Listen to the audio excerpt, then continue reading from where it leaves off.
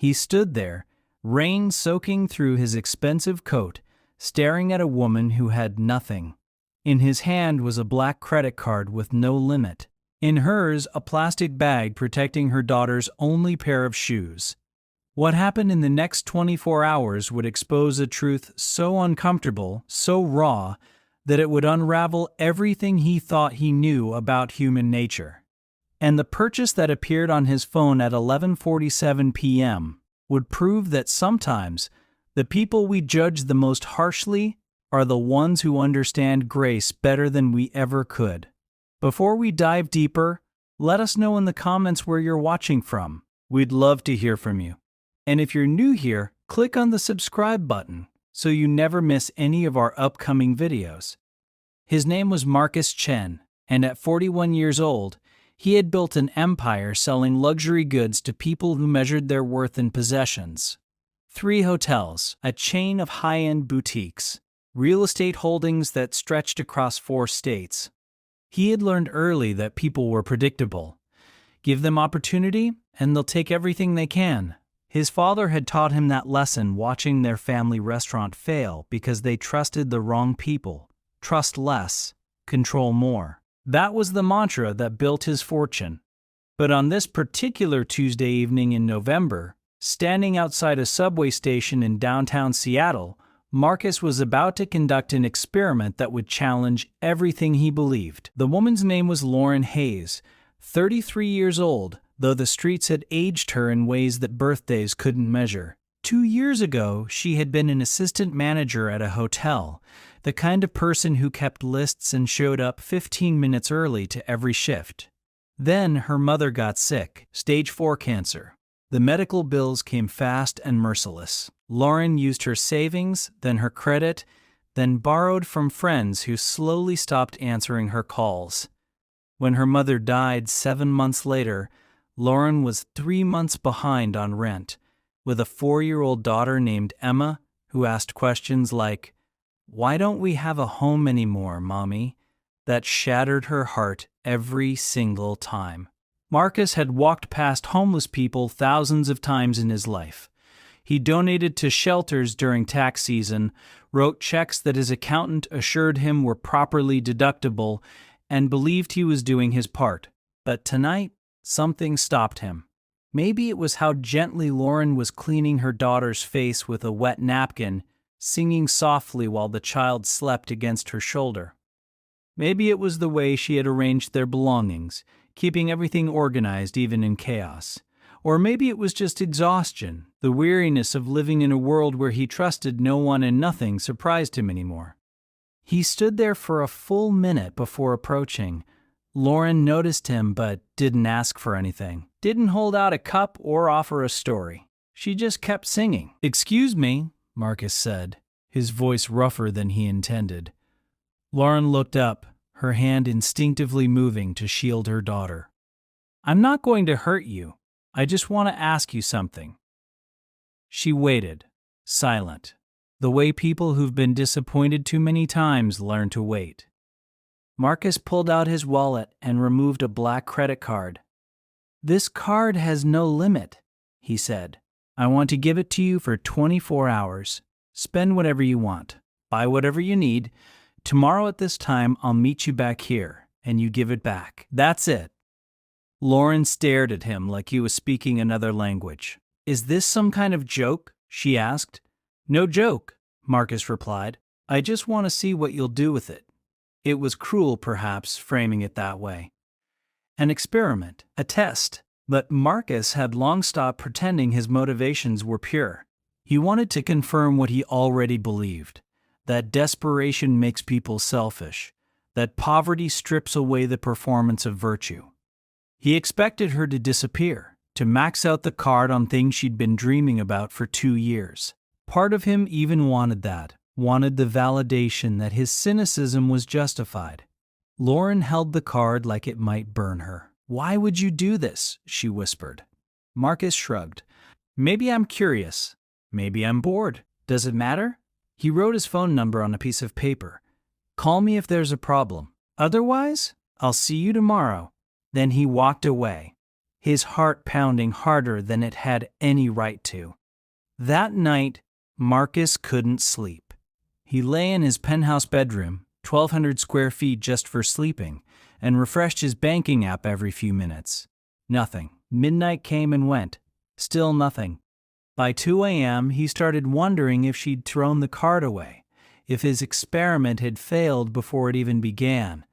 Then at 2:47 a.m., a notification appeared, $73, a 24-hour pharmacy. He sat up in bed, staring at the screen. What does someone buy at a pharmacy at 3 o'clock in the morning? Medicine, probably. Something her daughter needed. It was practical. Expected. But then, at 6:15 a.m., another charge. $82 at a children's clothing store that opened early. Then $30 at a grocery store. Small amounts. Careful amounts. The pattern continued throughout the day, and something about it unsettled Marcus in a way he couldn't name. Lauren had stood outside that pharmacy for 20 minutes before going inside, the card trembling in her hand. Emma was coughing again, that wet, rattling sound that kept Lauren awake with worry. She needed medicine. They both needed vitamins. But even as she picked up the children's cough syrup, even as she added a bottle of multivitamins to her basket, Lauren felt like she was stealing. The cashier ran the card without blinking, and Lauren walked out into the dark morning, feeling like she'd crossed some invisible line. By the time the sun rose, she had bought Emma a warm winter coat, the kind with a hood that would actually keep her dry. She bought them both real meals, hot food that didn't come from a shelter line. She let Emma pick out a small stuffed bear from a discount store, watched her daughter's face light up for the first time in months, but with each purchase, Lauren kept a running total in her head, kept the receipts folded carefully in her pocket. At 11 a.m., Lauren did something Marcus didn't expect. She walked into a youth shelter on Pine Street, a place she'd stayed at twice before they had to leave because of age restrictions. She found the director, a tired woman named Ruth who'd given Lauren extra food more times than Lauren could count. "I have something," Lauren said quietly, "just for today. What do you need most?" Ruth looked at the black card, then at Lauren's face. "Honey, where did you get this?" Lauren explained quickly, the words tumbling out.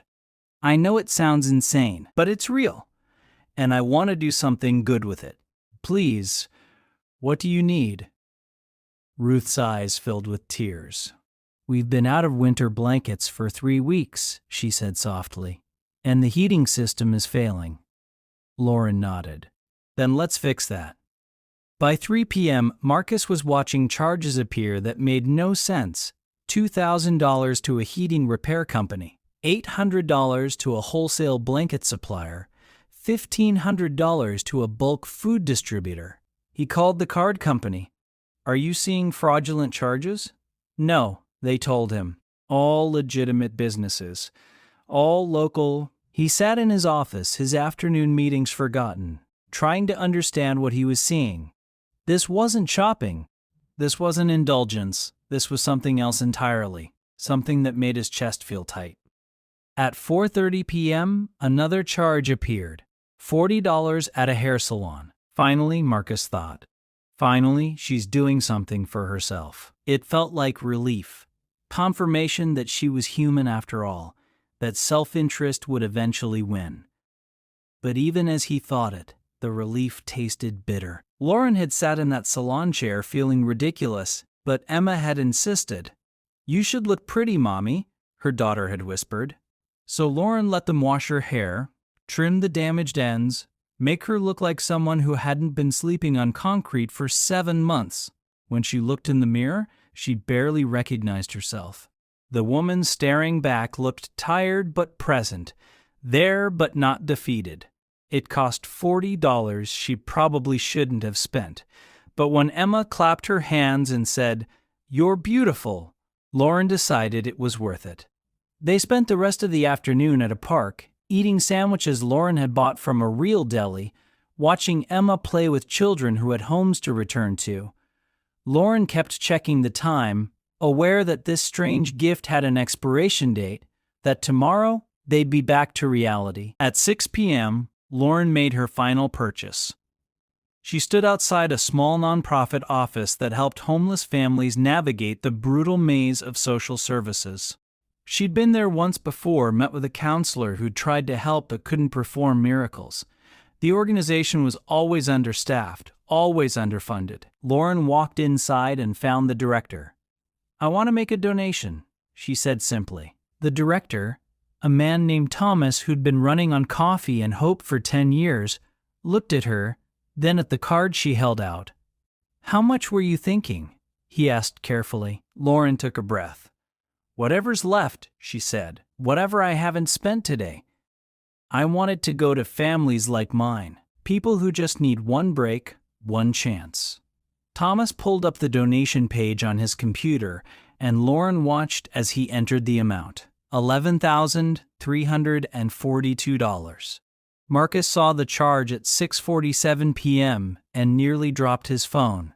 He stared at the screen, refreshed it twice, convinced there had been an error.